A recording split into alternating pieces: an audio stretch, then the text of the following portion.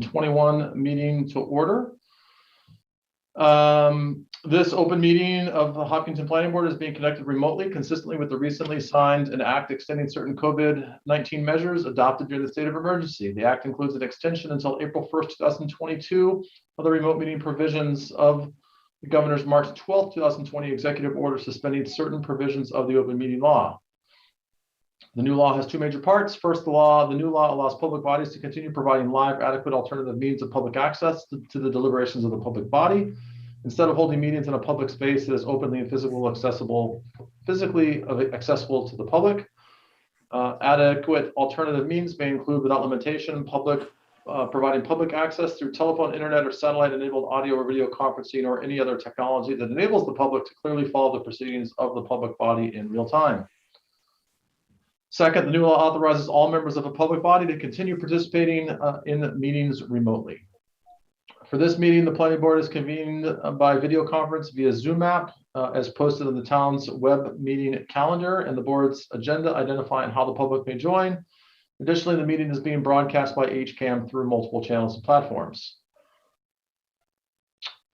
All supporting materials that have been provided to members of this body are available on the town's website via the web meeting calendar. Unless otherwise noted, the public is encouraged to follow along using the posted agenda unless I note otherwise. For items with public comment, I ask that you wait until you're called upon. When I call upon you, please begin with your name and address, and you will have up to 3 minutes of comment. 3 minutes for any comment. Finally, each vote taken in this meeting will be conducted by a roll call. So, members, when I call your name, please respond in the affirmative. Mary Larson Marlowe. Mary Larson Marlowe here. Fran DeYoung. Fran DeYoung present. Jane Moran. Jane Moran present. Dave Paul. Dave Paul present. Sundar Sivarman. Sundar Sivarman present. And Gary Trendle is present, and I think that we are missing everybody else. Did I miss anybody? Ron Shahadul and Rob are missing tonight. All right, staff, when I call your name, please respond to the affirmative. Mr. Gelsich. John Gelsich present. Ms. Pemberton. Stephanie Pemberton present. And I don't think we have anything for beta tonight, and I don't see Mr. Paradis, so we should be okay there. All right, well, let's go ahead and get started. Before we begin, I do just want to take a moment to acknowledge the passing of one of our former planning board members, Frank Durso. I think that probably hit home with all of us. I think we all probably have some memories of Frank in a lot of different ways, but you know, I think that if I think back to kind of his legacy, in so many ways, it was as a champion for the environment and a champion for solar, and as someone that always put his family first and foremost. So you know, I guess Frank was always one that would kind of wanted to acknowledge things in planning board meetings, and I'm going to ask that we all just take a quick moment of silence now, and to acknowledge the passing of Frank Durso.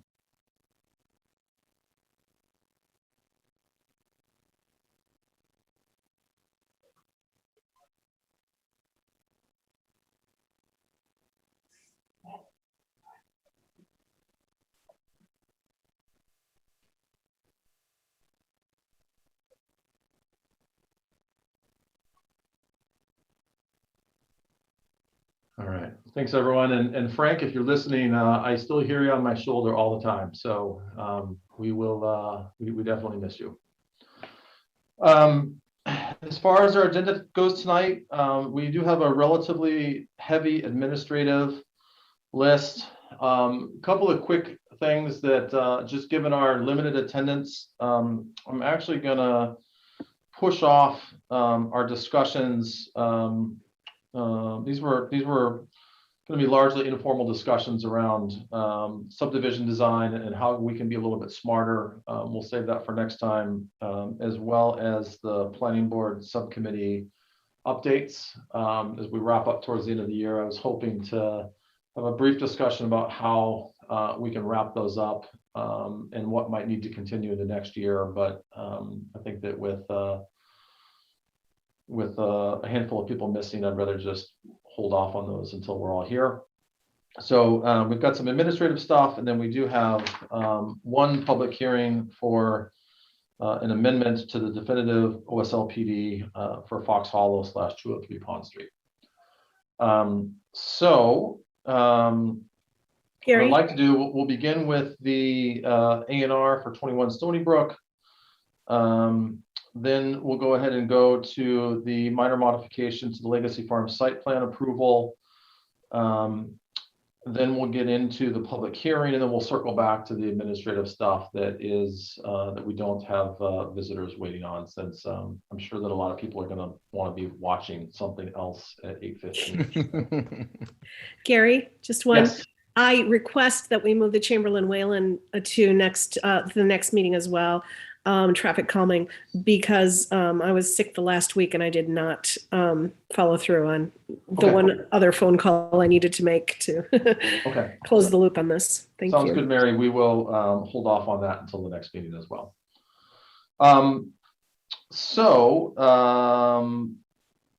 Let's get into the A&R, and I see Mr. Churko is here.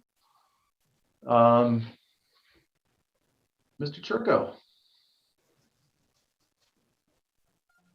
This looks vaguely familiar. Want to just walk us through why you're before the board tonight?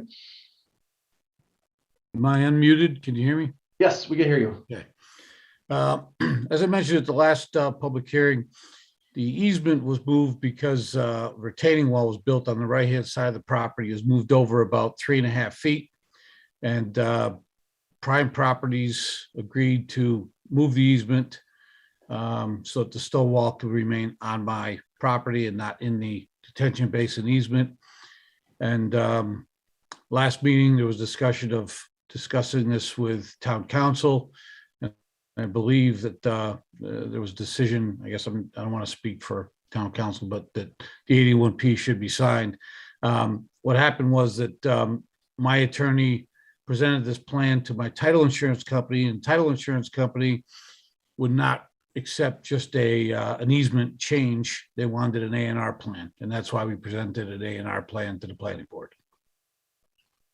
All right, Mr. Gelsich, any update from town hall on that legal position, just to reinforce? So I talked to town council about this and just A&Rs in general, and we reviewed an email that Mr. Churko sent over, and town council and I still disagree with the title insurance person's requirement that they need an A&R, but we realized and decided that the endorsement of this A&R is basically just saying that it's not a subdivision, which is correct. So it shouldn't hold any further issues should the planning board endorse it. So if that's what they're looking for, then I see no issue with the planning board endorsing as provided.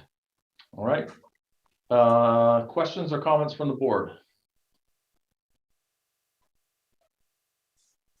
Seeing none, I will entertain a motion to endorse the A&R for 21 Stony Brook Road.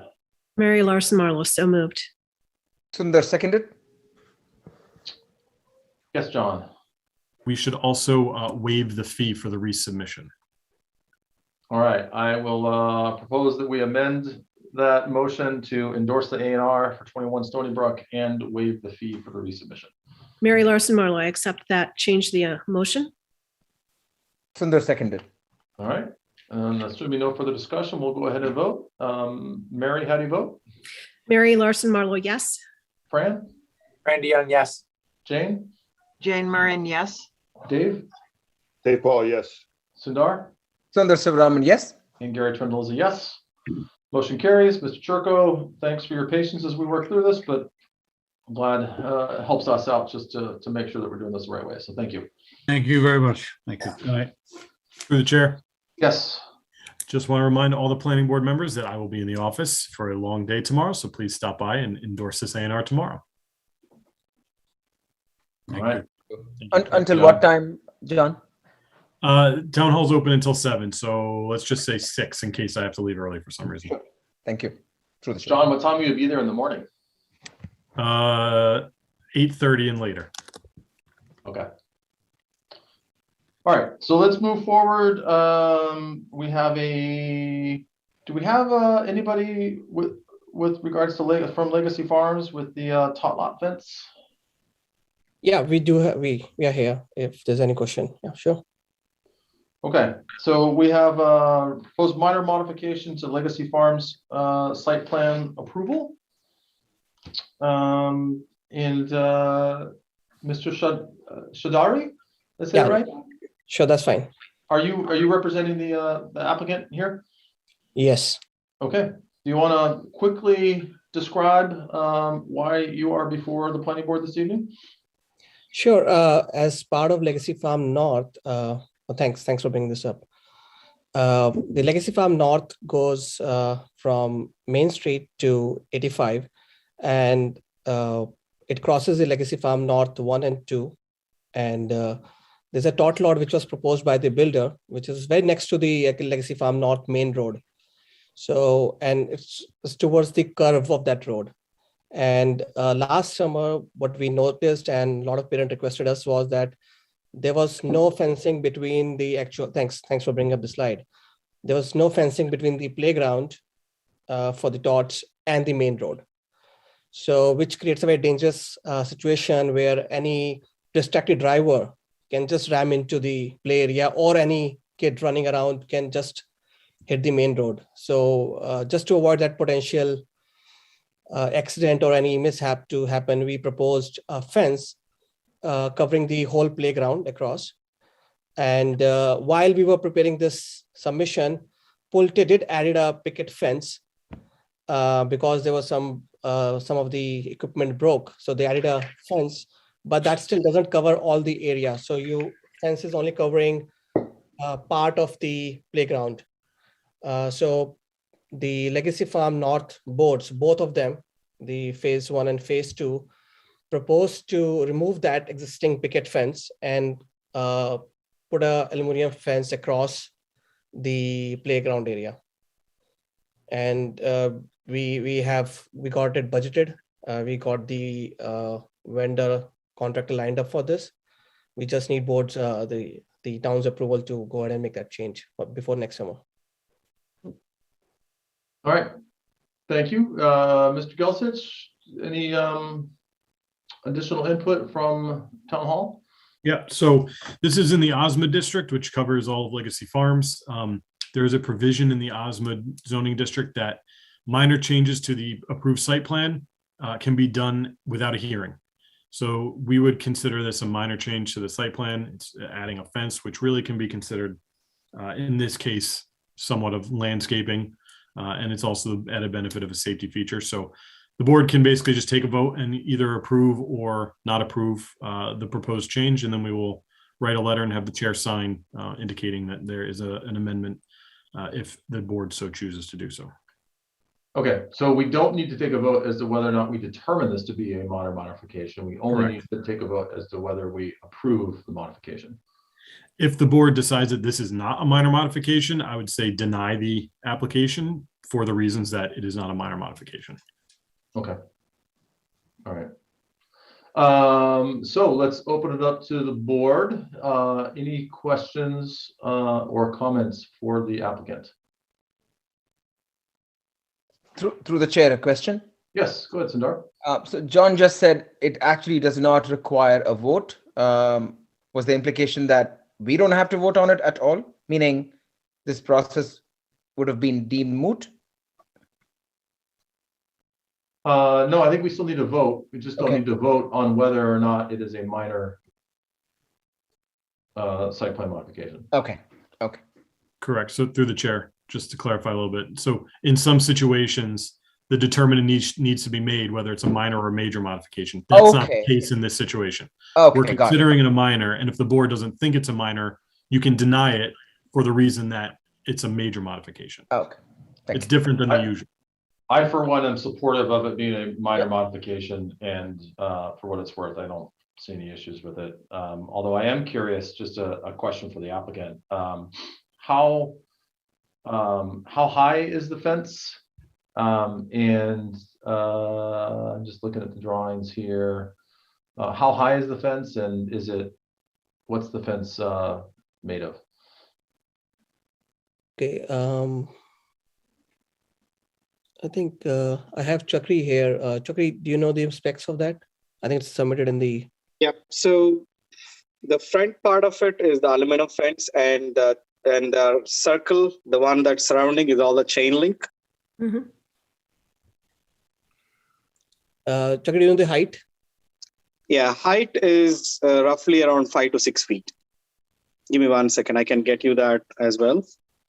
I just need to get into that email. Yeah, it says there 48 inches, 54 inches, and 60 inches. Yeah. So you've chosen the 60-inch, I assume. That's the specs of that type of fence, so. Give me 1 second. I can confirm that. Also, just to give context to this thing, the front is level, and as you go to the backside of the playground, it's a slope towards the state park area. Mhm. Hence, it varies as it goes across the boundary of the playground. And as I look at that drawing there, it looks like it is 48 inches high, 48 inches. Yep. which I'm happy to 4 hear. If feet. it was a 5 or 6 foot high fence, I'd argue that might be a little bit high for the small children that are in there. And I think just visually it'll be a little bit nicer. Through And the chair. is it painted, or is it just, I don't know if you spec that out at all or not, and maybe it's not instrumental to our approval here, but It is regular black color across the board. all right, great. Through the chair. Yes, go ahead, Sundar. So is there, Mr.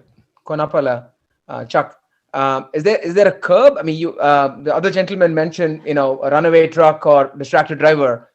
Is there a curb protecting this? I mean, Like a ballard? yeah. There is, I think, I think there was another screen, or rather the screenshot that was showing the actual picture. It has a little bit of a curb before, not this. Yep. Yeah, if you, the other one. There's a little bit of a curb. If you see the left side is a road, that's the Elephant Road. Okay. And there's a small walkway, and then right after that, the park starts. Oh, okay. Got Yeah. So practically, there's nothing that stops You're somebody right. walking There onto the road. isn't protection. Okay, that's exactly what I wanted to know. Okay. Yep. So Actually, I was sort of fence- hoping that you would have a curb and, of course, the fence, which would be, even more protection. But I get that design now. No, there is none. So that's where we're trying to get at least this done for the protection of the kids. Totally. So through the chair, Yes, Fran. Mr. Chair, I was curious in terms of, it looks like there's a single point of entry into through the fence. And is that going to have just a latch handle, or is that something that's going to be locked, or is there any thought or discussion or determination on? So we have 3 points of entry, if I may answer that. There is 2 on the left side and the right side where you have the walkway, the small path, the 5 feet gates on 2 sides of that. And there's the 8 feet maintenance drive gate on the left side of the fence. For mowing and things of that nature? Like to get a lawnmower in there? Yes. That's yes. maintenance. Yes. Okay. We actually took that as in some feedback from the pre-call that we had, and we incorporate that as a feedback. Got it. And that will it just be a latch, a thumb latch to? And It'll be like for the latch that you usually have for the swimming pool. That kind of a latch will be there. That way kids will not be able to easily open it. okay. Great. Thank you. All right, any other questions before we take a vote? Yes, Dave. Thanks, Gary. So I do have a couple of questions. First of all, I'll comment that I'm very happy that you chose a black chain link fence, because that's aesthetically a lot more pleasing than a silver aluminum chain link fence. My first question is, what is the color of the aluminum fence along the road? That is also going to be black. Okay. So it'll be solid black? Yes. Okay, thank you. And can you go back to the picture of the trees in the park, please? The slide with the picture. Yes, thank you. So I wanted to mention this to the planning board. Does anybody, I kind of feel that those trees are going to get beat up being inside the fenced area with the kids playing. I wonder if anybody sees any value to the fence being just on the other side of, you know, one or two or all three of those trees. I'll share my opinion. Do we know that they're on the inside of the fence? Yes, They are, okay.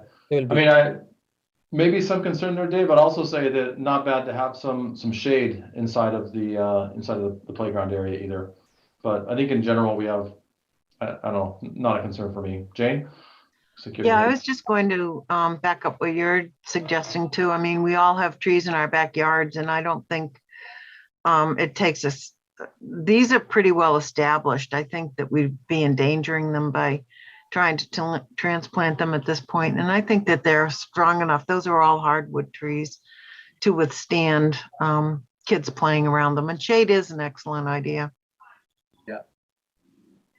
Okay, thank you for the feedback. I think they would give shade anyway, but this is something I just want to throw out there. I don't feel strongly about it. Just a final question. So how far would the fence be away from the sidewalk? I think we have it in the drawing here. If you go down or slide more.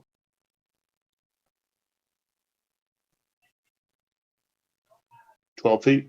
Yep. Okay, Okay. thank you.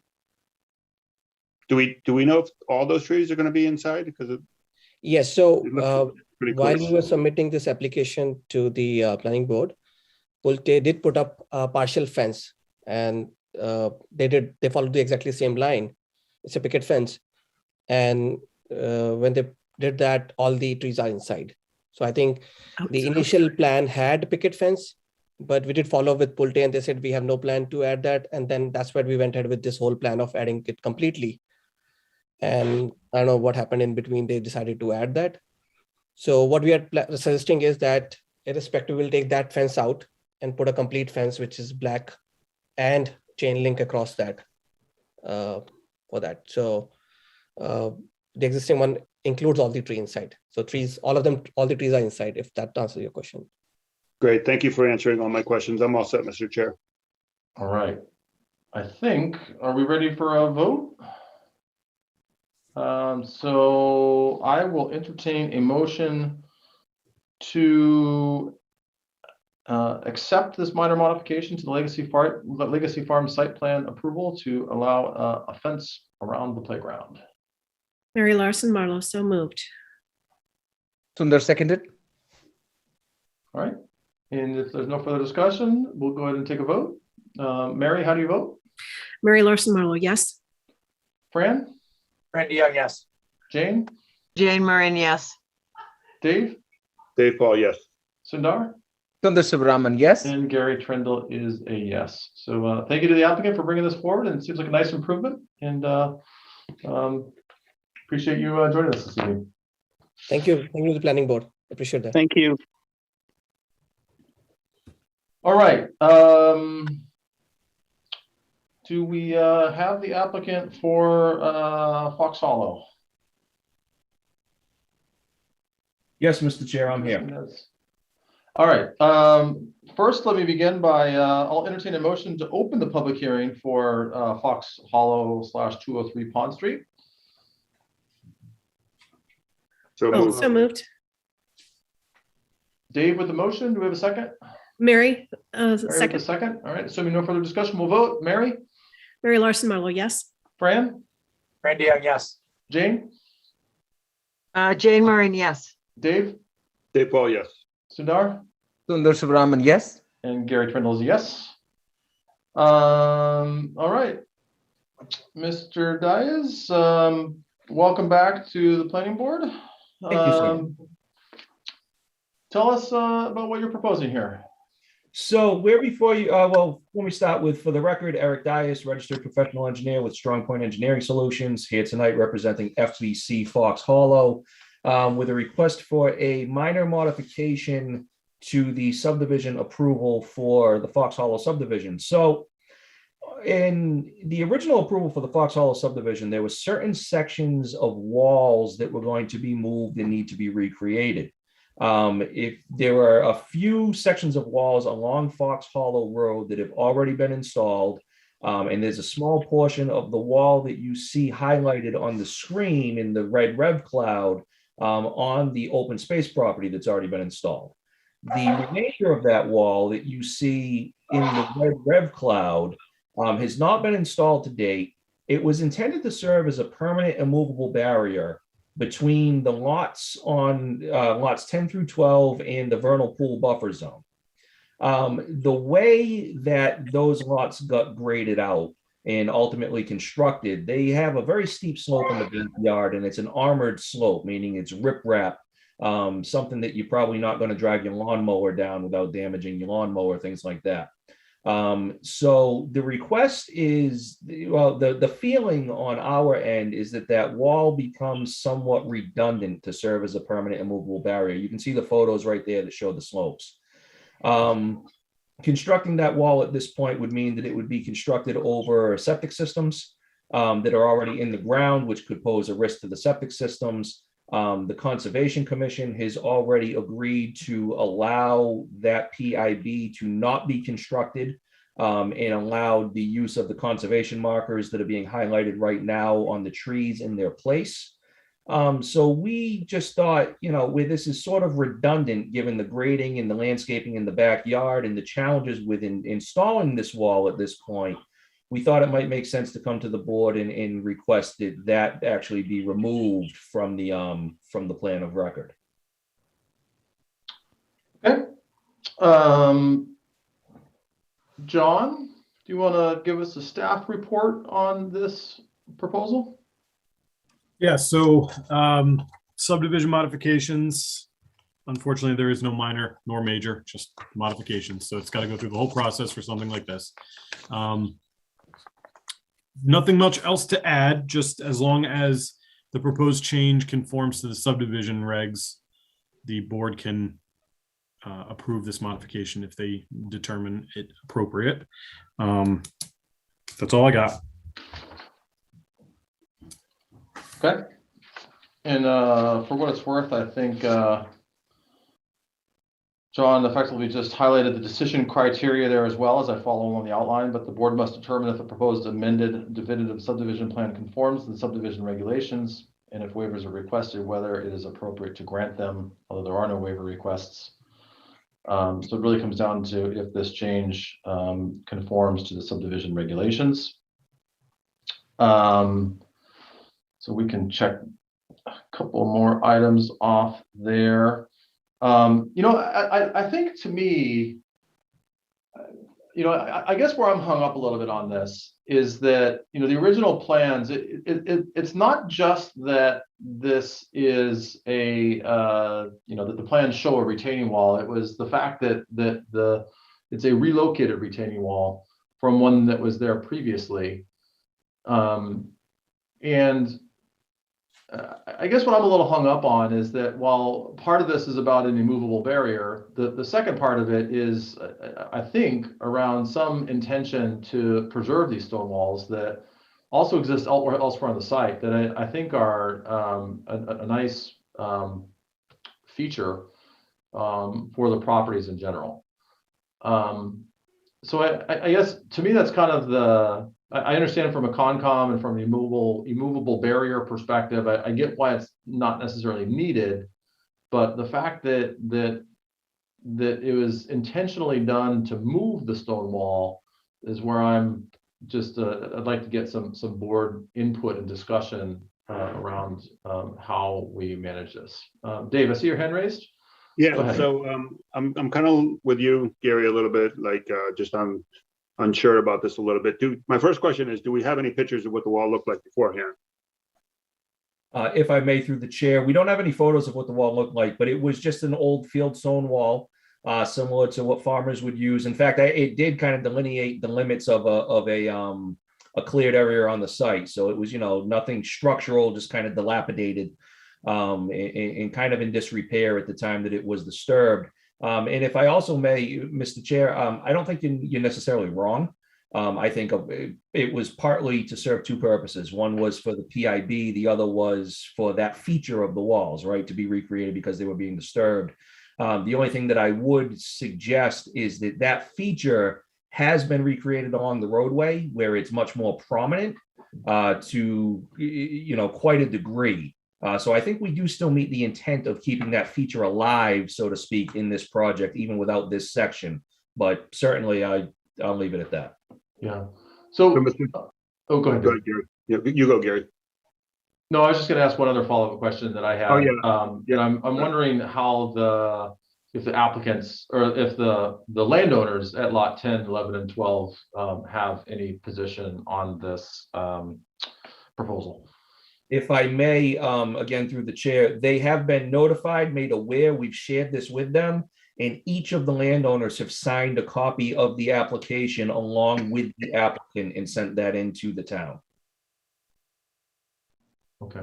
Dave, did you have another question? Yeah, my follow-up question was, where are the stones today?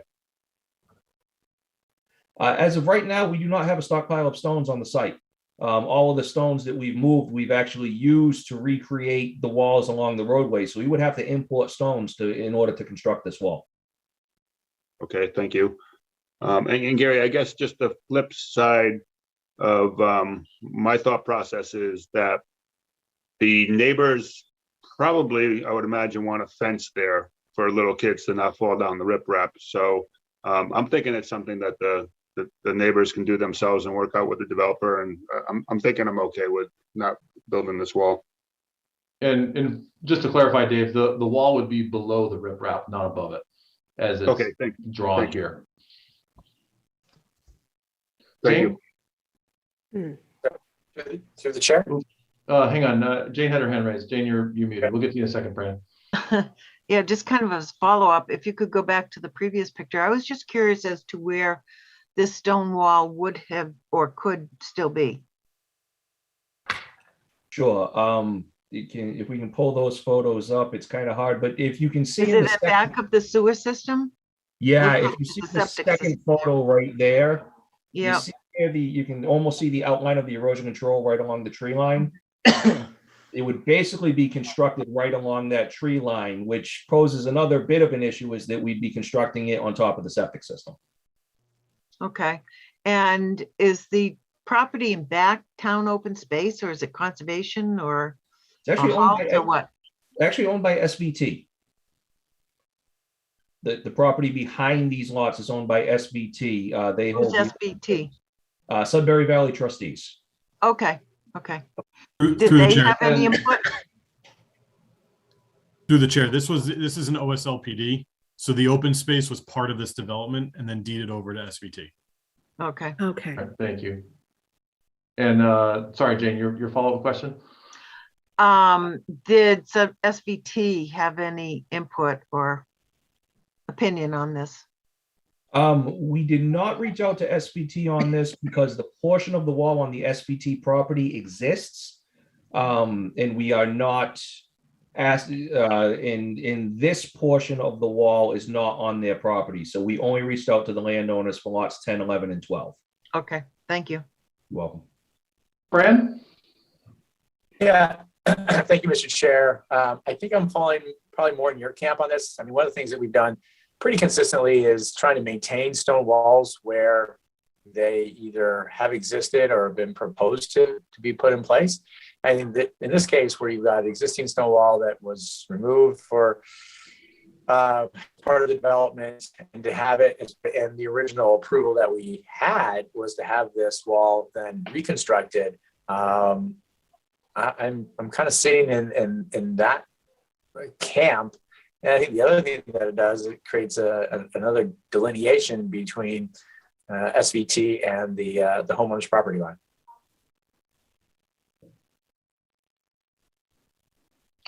through the chair. Yes, Sundar. So, slight question actually. So, was the intent for this wall to be reconstructed in the same location? Because there is also a reference to a relocation. So, just a little bit of a clarification I want. So, was the plan to reconstruct it here? Because the applicant just said that may potentially pose a risk because it would need to be reconstructed over on top of the septic system. But in some of the maps, it almost seems to state relocation. So some clarification is warranted. So yes, if you look at the drawing, it was originally in a location that is right, that goes right through where the houses were built. Hence the reason it was going to be relocated. Okay, got it. And if I may, through the chair, originally, the septic systems were to be built in the front yards of these houses. Because of some decisions that were made during the construction process, they weren't able to be built in the front yards. They had to be built in the rear yards, which is why now we would be building the wall over the septic system. So that is one thing that has changed between the time that it was approved and now. Yeah, which is too bad they didn't think about that before they built the septic systems in the back. I agree. It is too bad.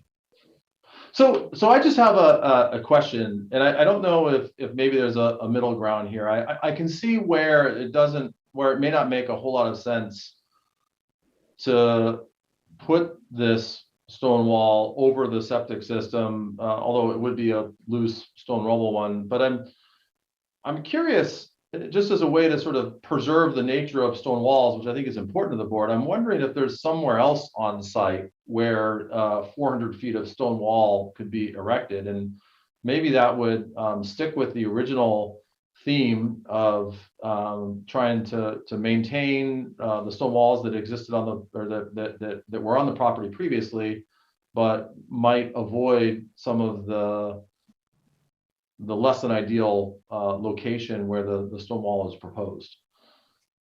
And whether that be along the road, I know there's some existing stone walls along the road, but maybe there's something like that might kind of preserve it, but use it in a better spot than what's on the drawings. So, Mr. Chair, I guess if I may, I'm unclear because when he answered my question, he said those stones were used in the walls along the road. Is that true? I believe that's true. Yes, the stones have been used to recreate the walls that are along the roadway now. We don't have any more stockpile of stone on site. So any wall that we were going to have to construct at this point, we would need to bring the material into the site to construct. Yeah, I understand that, but I also look at the previous stone wall that runs right through the middle of the road too. So I guess I was assuming that those were the stones that were moved over to the side of the road. I don't know what happened to the 400 feet of stone, but I would bet there's not 400 feet of stone wall along the road. I can actually tell you, there is roughly 390 feet of stone wall along the right of way. And there's another 400 feet of wall proposed to be built behind lots 10 through 12. So it totals 790 feet. We've got 390 on site now. Okay, and how much stone wall was there before construction began? I think that there was about that same number, that 790 thereabout, give or take. Okay. Yeah. So we decreased the number of stone walls on site from 790 feet to 390. To 390. Mr. Chair, can I make one quick point? Sure, Dave. I think we have to consider the heights of the wall as well, because I would imagine that the old stone wall was rather short, and I would imagine that the new stone walls along the road are taller. So I guess in area might, that's just an assumption. So maybe the developer could speak to that. I will say, and unfortunately I don't have a photo of the stone walls along the road. They are much more tightly constructed, and they're probably about 3 to 3.5 feet tall, whereas the walls that were on site before were just kind of a 2 foot tall pile of rocks. So area wise, I think if we wanted to look at it that way, I think that there's probably a comparable amount of wall on the site now. But again, that's area wise, not length wise. I did go by the site yesterday. I would agree that they are probably more compact, but not sure. I don't know. The walls that I'm thinking of in my head, I guess I should have taken pictures, were not anywhere near 3 or 3.5 feet tall. Maybe they were in some spots, but 3.5 might be a stretch. I would guesstimate 3, but again, I'm going from memory. yeah. Fran? Mr. Chair, the question through the chair to the applicant, and do we know what the impact of having the stone wall on the septic area actually is? Is it detrimental? And do we know definitively what the impact of that would be? Through the chair, my biggest concerns with having the stone wall on the septic system is when we construct it, we would probably have to bring in some, at least a skid steer or something like that to over the system, which could lead to some loading on top of the septic system that it's maybe not really rated for. And then just having it there, if that system ever needed to be replaced, it's just one more thing that needs to be moved and put back. So just those two things. I don't think the dead load of the wall itself on top of the system will be detrimental to the system. I think it's the construction period, and then the kind of the extra burden if we ever had to replace that system. For the chair? Yes, Mary.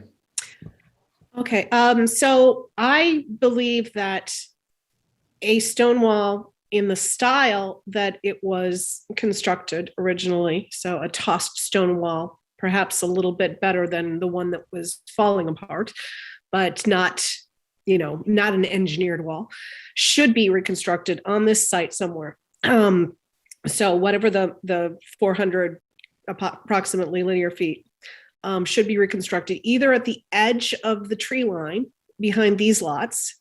So in my opinion, that's, I do understand the concern about bringing the machinery to transport these things, so across the septic. So that's a concern.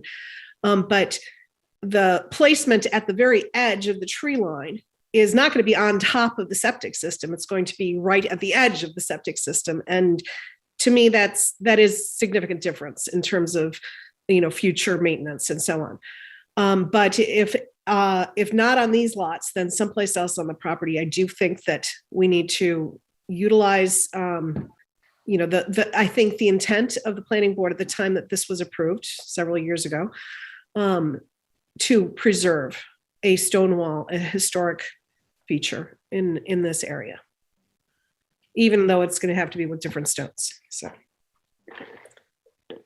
Well said. Thanks, Mary. I just want to take a second there and get reaction to that idea from Mary. How do other folks feel about that? Sundar? Yeah, to the chair.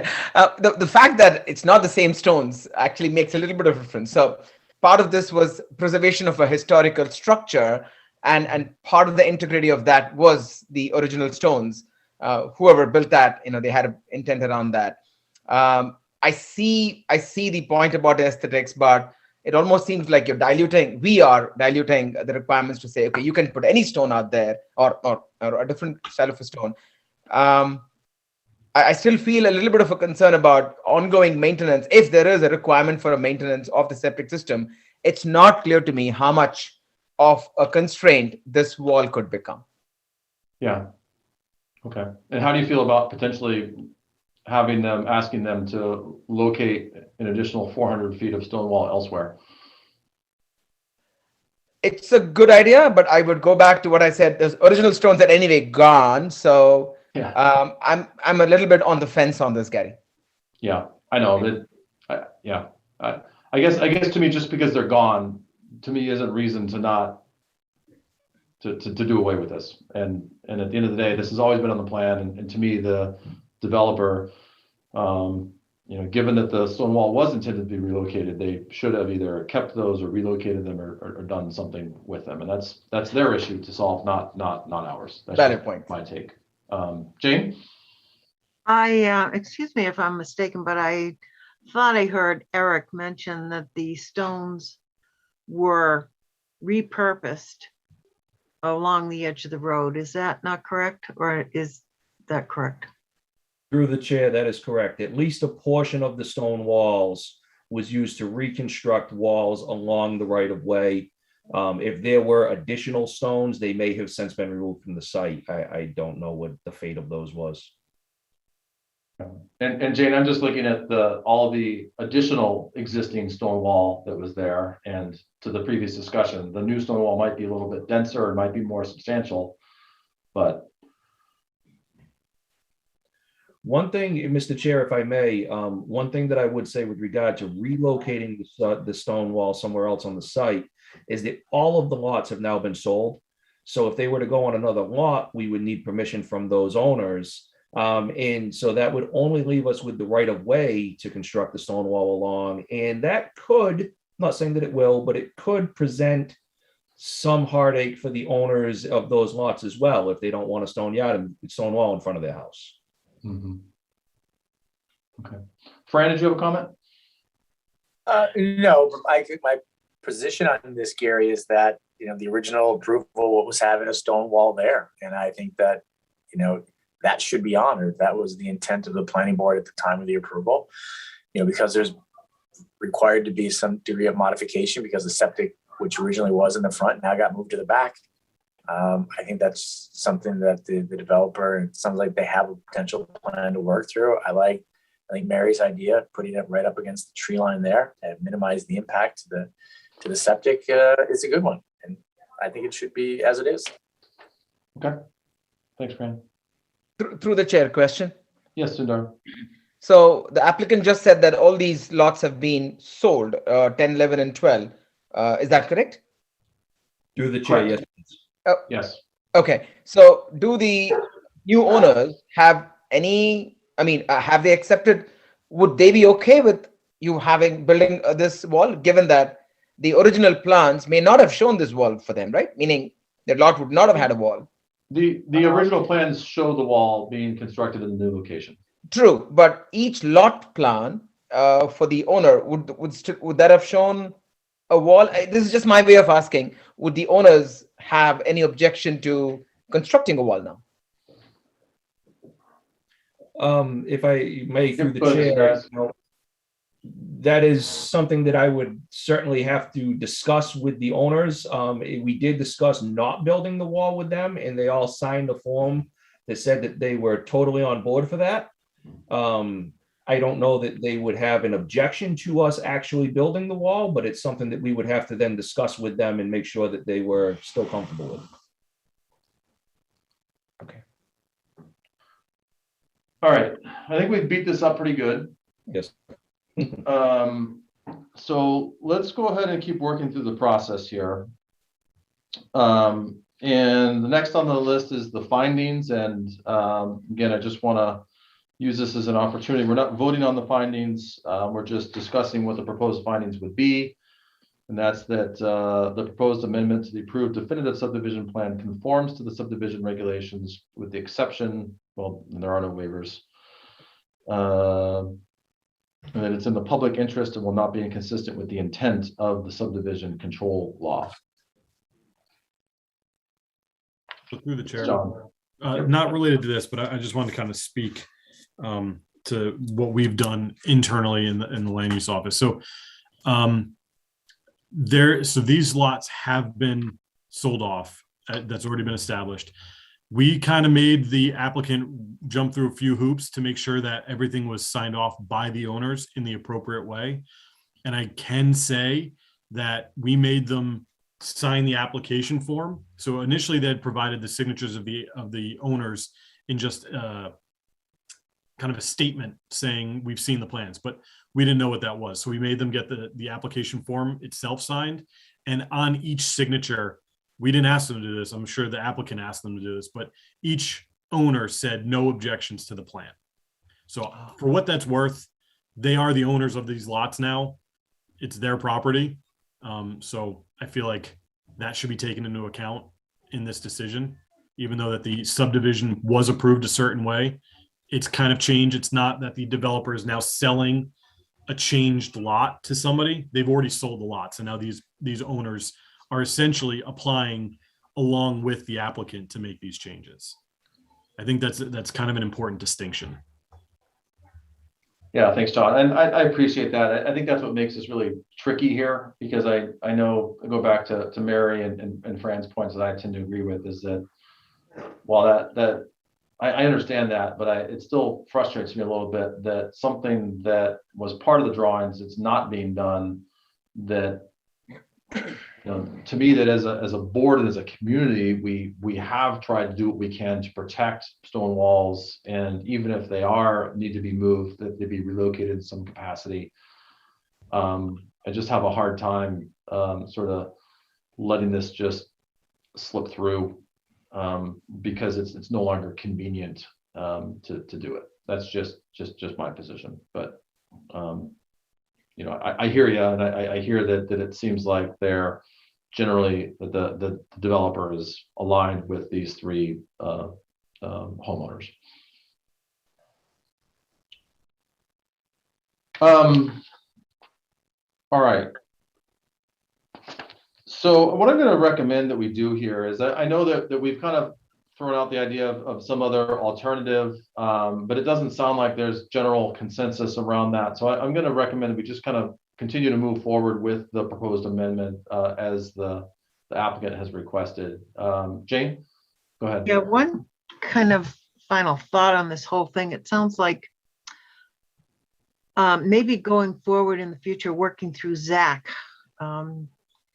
we might investigate some language that says that if the proposed relocation or reuse of a stone wall that the planning board has identified that they would like to repurpose or reuse, if a developer has some sort of necessary need to relocate that they come to the planning board before that actually happens, so that we don't run into this situation again.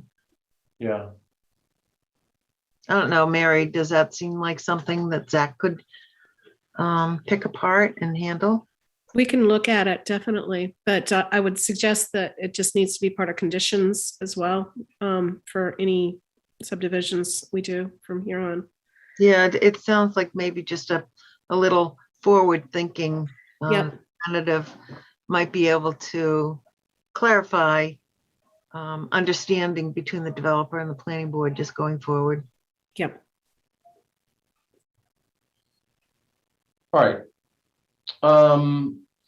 As we look at conditions, there is one proposed condition, and that's that all conditions included as part of the certificate of planning board action dated September 25th, 2014 shall remain in full force and effect unless otherwise modified by a previous decision of the planning board.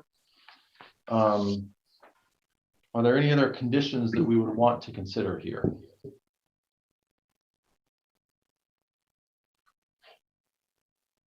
Okay. Do we need to, Gary, Mr. Chair, do we need to discuss at all the type of stone and the height of stone, or is it kind of implied that it will be somewhat similar to what was moved previously?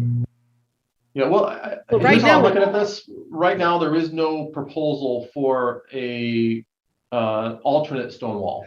The proposal is to remove the 400 feet of stone wall that is identified on the plans from building. So I think that's how we should handle this moving forward, and that, if the applicant, depending on how our vote goes, if the applicant wants to come back with some other proposed amendment with a relocated wall, then that's when we would discuss those kinds of details.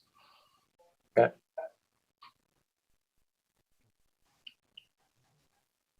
All right, moving through the outline, is there any public comment? And I don't think so, but just checking in.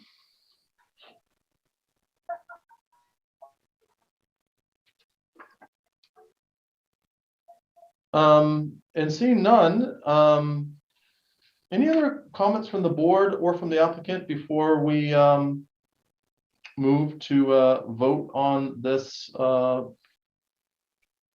proposal? Yes, John. So I don't know what the votes are going to be, but I would caution the board that any no votes, if the motion is to approve, would need to be backed up for a reason why it doesn't conform to the subdivision regulations. Okay, so question about that. Conform to the subdivision regulations or conform to what was previously approved by the planning board? So modifications should be approved unless they do not conform to the subdivision regulations. That's the criteria laid out in the subdivision regulations.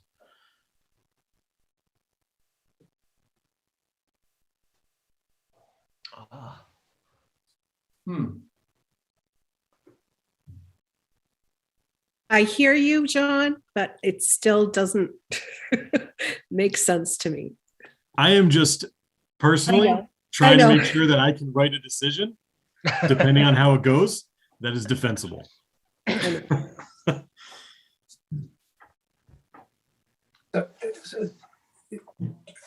go ahead, Fran. Buy me a little bit more John. time. Let's go through the process here. Yeah, I don't want to, go too much into this, but the subdivision regulations, I'm sure those are available for us to review. Is that correct? Correct. Through the chair, Yes, Dave.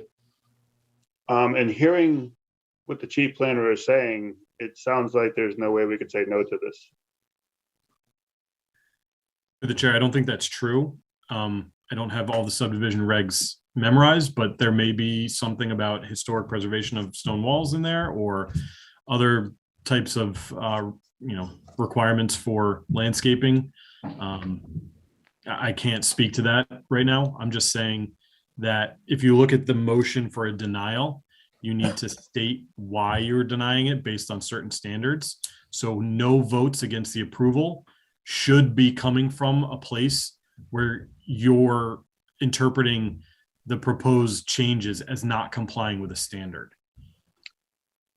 Thank you, John. I guess I should have been more clear and say, I can't think of a reason right now off the top of my head why we can say no to this.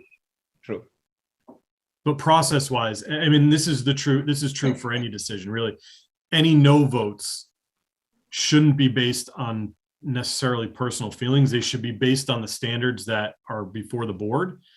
And if a certain person believes that that standard is not being met, then that can be a no vote. But if it's just a no vote for, and this really isn't the venue to be discussing this, but I feel like it's timely.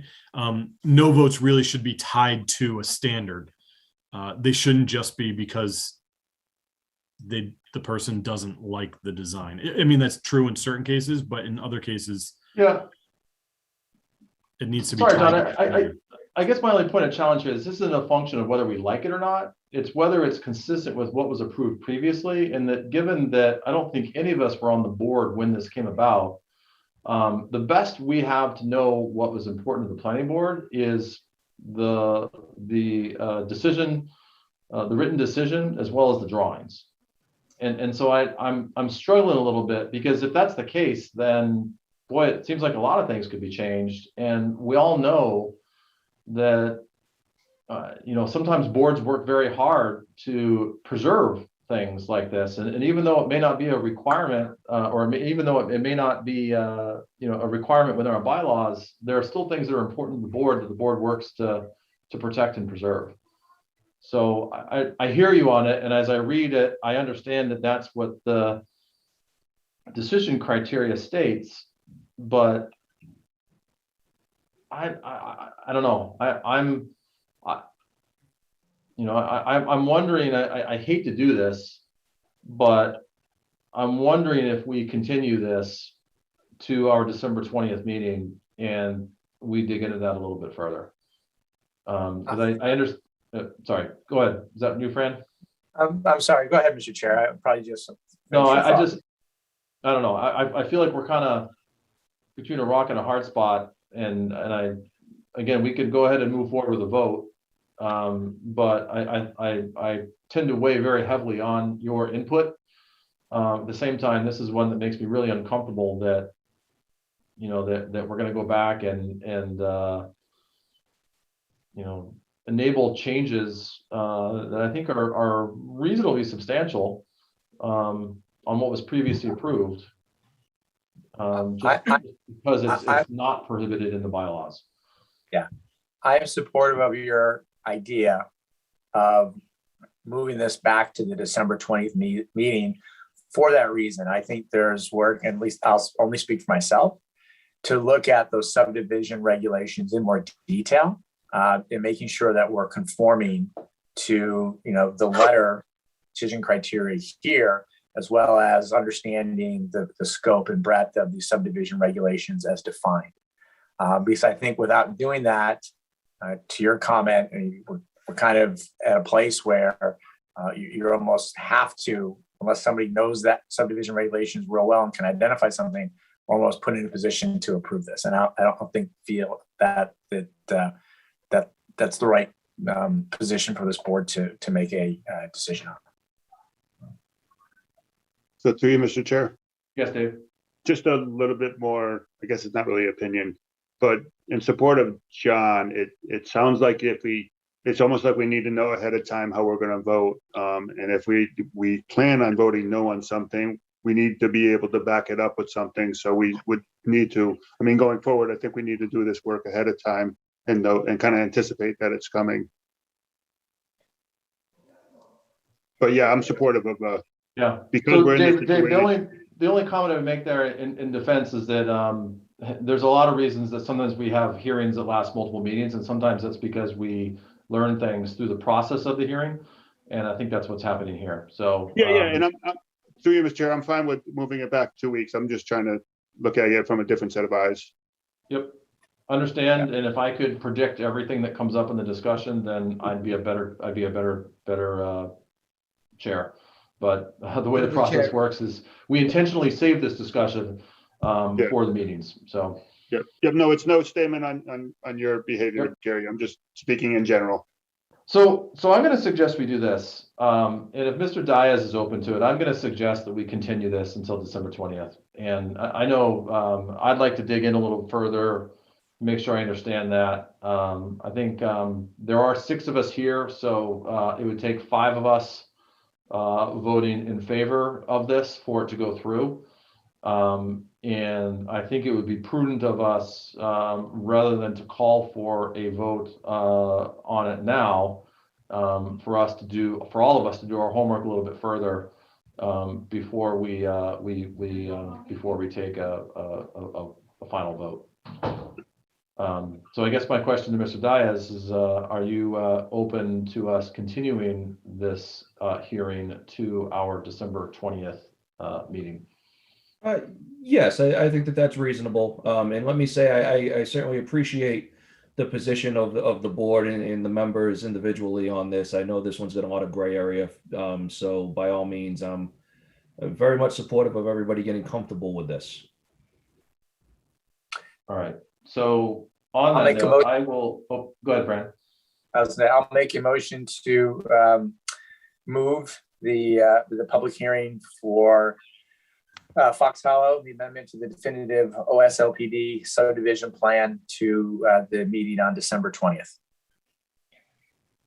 Second. Brandon, I think you meant continue instead of move, correct? Oh, did I say, did you move? Yes, continue. Sorry, continue. Thank you, Dave. And Mary Larson Merlo, second. All right. Any further discussion? Seeing none, we will vote. Mary? Mary Larson Merlo, yes. Fran? Randy Young, yes. Jane? Jane Marin, yes. Dave? Dave Paul, yes. Sundar? Sundar Subramanian, yes. And Gary Trindle is a yes as well. So thank you, Mr. Diaz. Appreciate your patience, and we'll see you in a couple of weeks. Excellent. Thank you all for your time. Thank you. All right. Through the chair, sorry, I wanted to ask a question before the hearing ended, but I have to ask this. So the homework. Sundar, just to be clear, if it's about the the hearing, then you can't ask it. Got it. Okay. Sorry. No, fine. So Gary, just one quick note. We can take a drive by there to get familiar with it. I'd suggest that to people since we're researching. Yep. Good idea. Absolutely. Okay. So back to our administrative items. We have a couple here that the ones that we have that we're going to go through tonight, I think should be relatively quick. But to previous discussions, I have resigned from the CPC And Shahdul, who is not here tonight, has applied. Does he need to apply for that position, John? No. But he has agreed that he would take it if he were nominated. So I will entertain a motion to, is nominate the right word, John? Are we nominating or appointing? Pointing. We're appointing. So I will entertain a motion to appoint Shahadul Manan as the planning board representative to the Community Preservation Committee. Mary Larson Marlowe, so moved. Sundar seconded. All right. Any further discussion? So just one question. Yeah. Can this be done in his absence? Is Yes. this not okay? Got it. Yep, it can. More That's what so. happens if you don't show up. Is we might just start. We might start appointing people to other That's right. representative boards. So, just a warning for all the planning I board know. members not here as they watch. The That's recording right. here. There's some risk of not being here. You're trying to get better attendance? All right, so we'll go ahead and take a vote. Mary, Mary Larson Marlowe, yes. Fran, Randy Young, yes. Jane, Jane Moran, yes. Dave. Well, I was hoping to hear a speech from the future, participant, but I guess I'll have to vote yes without hearing his acceptance speech.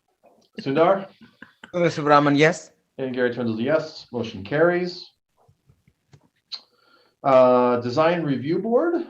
We have one applicant for the alternate seats, and that would be Sujay Karad. And I don't think Sujay is on the call, but that's okay. So John, this is also an appointment? Correct. For the Okay. alternate seat, or the final alternate seat on the design review board. So I will entertain a motion to appoint, thank you, Sujay Karad as the final alternate seat on the design review board. Mary Larson Marlowe, so moved. Sundar seconded. All right, and I'm going to assume no further discussion, so we'll go ahead. Minor and point through the chair. I Yes, think the Sundar. last name is pronounced Karade. Karade, okay, thank you. Sure. You know, it's funny, you couldn't see it, but when I pronounced that, I was kind of looking to you to maybe correct me if I mispronounced it. So thank you. Sure. I appreciate that. All right, so we are back to the appointment of Sujay Karade to the Design Review Board. Mary, how do you vote? Mary Larson Marlowe, yes. Fran? Randy Young, yes. Jane? Jane Moran, yes. Dave? Dave Paul, yes. Sundar? Sundar Subramanian, yes. And Gary Trindle is a yes. So congratulations to Sujay. And then the last one for us this evening, actually, just two quick things on the subdivision design discussion. This is just stems out of, I'll give you a little bit of background and something to think about. As we seem to have a little bit more time in our agendas, I wanted us to discuss and think about as a board how we can improve the overall quality of the subdivisions that we review and eventually approve. And so I think that if we look back at subdivisions throughout Hopkinton, there's probably some that we really like and say that was really well done. How do we do more of those? And there's probably also some that we look at and we say, oh, I get why that was approved, but boy, I wish we could have done some things differently or done some things better. And so I just want to have a dialogue with the group to think about how we can use, when we have extra time, how we can use that to be a more effective board. So we'll save that for later when everyone's here. And then the last piece, not the last piece, but the other one that we're Chamberlain Wayland. Sorry, just a comment on that last thing. It's a great idea. Might be good for us to anchor on maybe certain first principles, just what desired outcomes are we marching towards? One thing which quickly came to my mind was John has told us about low impact development. I haven't seen one just come in yet where low impact development has made its way into any subdivision plan. I mean, that's just off the top of my head. So maybe we can discuss what the desired outcomes ought to be And then, we can just anchor around that, and that sort of hopefully can trigger other ideas. Yeah. John? Sundar, we've talked about this, I thought. Connolly Farm had low impact development. Okay. And I think a couple of, so like low impact development is grass swales, rain gardens, those types of things. So we do see that from time to time, and I don't think it's a bad idea, especially looking at subdivisions around that use it in, great amounts for their stormwater management. But we do have some. Okay. Not huge, but some that do exist. And Ron Nation has one on the other side of Chestnut or whatever that road is to Holliston. I'll continue to So push let's not get into discussion now. I don't want to end up repeating on the 20th, but just wanted to explain. And my ask is to do exactly what Sundar is doing, which is sort of thinking about how we can collectively get better at this job that we've embarked upon. So we'll leave it at that. And then the planning board subcommittee updates. I think those have been challenging for us to move along, and I think that's just with a lot of competing priorities and a pandemic that we've been dealing with. But I want to kind of see what we can do to close those out. I think that we've made some progress, and my ask is I'm hopeful that maybe that if the subcommittees have a chance to meet before the December 20th meeting, that they can talk about that and identify what's left to do to kind of close those out. And if those aren't going to be closed out in the near future, then how do we appropriately prioritize and set some goals to have the effect that we've intended to do with those. So again, I don't want to get any discussion now because we're missing a third of our board. But just while it's on there, I wanted to give some background as to what I'm hoping to accomplish when we get into those discussions. So then the last admin item here is minutes from October 4th and October 8th. So before I entertain a motion to approve those, does anybody have any edits or questions about those minutes? Great job, Stephanie. Thank you. So It's yes. October 4th and October 18th. Oh, I'm sorry. What did I say? October 8th. Oh, I'm sorry. Yep. October 4th and October 18th. All right. So seeing no suggested modifications, I'll entertain a motion to approve the minutes from October 4th, 2021 and October 18th, 2021. Mary Larson Marlowe, second. All right, Sundar with the motion, Mary with the second. Assuming no further discussion, we'll take a vote. Mary, how do you vote? Mary Larson Marlowe, yes. Fran? Randy Young, yes. Jane? Jane Moran, yes. Dave? Dave Paul, yes. Sundar? Sundar Sivaraman, yes. Gary Trendle is a yes. And then one last quick announcement, just a plug. The Upper Charles Trails Committee is having a public forum on the Upper Charles Trail routing on Wednesday. Jane, is it at 7 o'clock at the Senior Center? It's 7 Correct. o'clock at the Senior Center, and we plan to present to the planning board on December 20th, pretty much the same presentation. Okay. So just wanted to share that with folks. I know that this board always has a lot of interest in trails.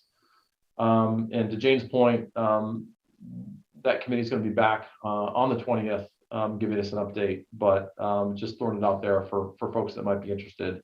Thank you. Appreciate that. I think these forums are a great opportunity, and they're not always very well attended. So just wanted to do my part to encourage folks. So, Mr. Chair, I plan on attending that. I'm going to bring a mask because being at the Senior Center, they might be particular. It's a great idea, Dave, with all the stuff that's going on. I would encourage everyone, a lot of people, to wear masks. All kinds of good stuff going on. Mr. Chair, before we sign up, I did have one quick comment. Yes, Dave. So just getting back to your thoughts about improving the developments in Hopkinton. I just wanted to ask you and the rest of the board, because I thought it was great that Sundar threw out the lid developments there. Is there any other topics or suggestions that they know off the top of their head right now that we can think about and do some more research on? Gary, did you have something in mind, or anybody else? Go ahead, Jane. This is a question for John. Maybe he could enlighten us. I've heard the word leads. Would that be something that we could be interested in talking about? Probably not. LEED is leadership in environmental and engineering design.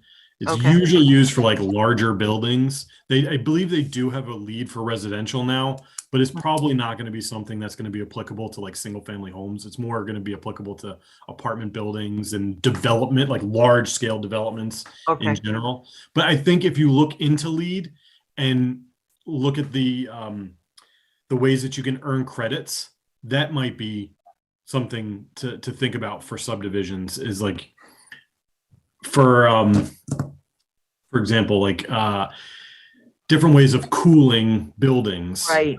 You can use these certain strategies, and I don't know if they'd be applicable to single family home developments, but like there may be some criteria within LEED that is applicable to single family home development. Other things that are like if you look at LEED ND, which is neighborhood development type stuff, and this is what I was going to suggest when Dave asked for these things: road design, access, so that we're not doing cul-de-sacs, pedestrian access, that kind of a thing, tree planting and street trees and landscaping and community open space type things. If some subdivisions have community parks or parklets or playgrounds or whatnot, that kind of stuff may come into play if you look at LEED ND or I'm so unfamiliar with where LEED is right now, that there may have been some developments in the single family home arena, but I'm just not familiar with it. But those types of large scale things, drive around to different subdivisions in the surrounding communities or look online and just see how they've designed things. Concord Riverwalk is one that always comes to mind. It was celebrated. It was awarded a lot of things. It's probably not something that you've seen a lot of in Hopkinton, but it's traditional neighborhood design type stuff where you've got these smaller lots, not necessarily smaller homes, but all focused on a common open space in the middle and then alleys in the back that access garage. And that's where trash is taken out and cars are parked, so that you're looking at, community space rather than parking, driveways and that kind of thing. So that type of stuff is what I would suggest you look at. And Dave, if you were looking for something to Google that I think would describe the Concord Riverwalk, would be new urbanism, which is a design principle. There's, I think, 10 fundamentals or so to it. But, again, I'd really encourage, I don't want to get so philosophical in this discussion that, we're sort of talking about things that are major overhauls or changes. We look at form-based zoning as another one that Zach has talked some about. I think there's a lot of things out there. I think for me, I'd rather just kind of start simple. And again, I think that we can look at the existing subdivisions in town and just highlighting some of those things that seem to work really well, versus things that maybe are less than ideal. And things like, Dave, you're always a proponent for moving sidewalks away from the roadway as a means of a little bit more protection and separation there. As we, to John's point, things like cul-de-sac lengths, transitions from neighborhoods, parklets, public parking areas, all like things like that. And I think that if we just look within the subdivisions and the communities around Hopkinton, I think there's probably quite a bit we can learn, both from past successes and challenges that Hopkinton's faced. Sounds good. Ms. Kramer. Hi, friends. Are you guys all done? We are actually just about to wrap up, but well, I don't want to keep you from that. As a champion for public input, I just didn't know if there was a particular reason that you were joining us this evening. Could you state where her name is? Because Her name I is- think I've noticed, I recognize the face a little bit. Good to see you all. Hi, I was Mira. just actually trying to figure out who was missing and it was killing me that I couldn't think of everybody. But no, there's no reason I stopped by. I'm your liaison and I haven't been here in a while. So I just, I had been on the town website to touch base with the youth commission, saw you guys were on. So I just kind of swung in and to say hi. So that's it. All right. You. Well, hello, nice to see you. And on that note, I'm going to entertain a motion to adjourn. Mary Larson Marlowe, so moved. Sundar seconded. All right, so we know further discussion, we'll go ahead Real and quick vote. discussion for Muriel. I just wanted to say that, thank you for announcing yourself as a liaison, because I never knew we had one before. So that's great. Yes, I think you've always had one. You have one from the school committee as well. I'm just saying. Just saying. All right. Motion to adjourn, it's been seconded. Mary, how do you vote? Mary Larson Marlowe, yes. Fran, Randy Young, yes. Jane, Jane Marin, yes. Dave? Dave Paul, I just want to say that I don't have to leave the meeting early anymore. Yes. Oh, it was always the Bills game. I knew that. Sundar? Sundar Sivaraman, yes. And Gary Trendle is a yes as well. So have a great night, everybody. And we'll see you in 2 weeks. And go Pats. Go Pats. Thank you. Oh, Bye. and a little bit for the bill.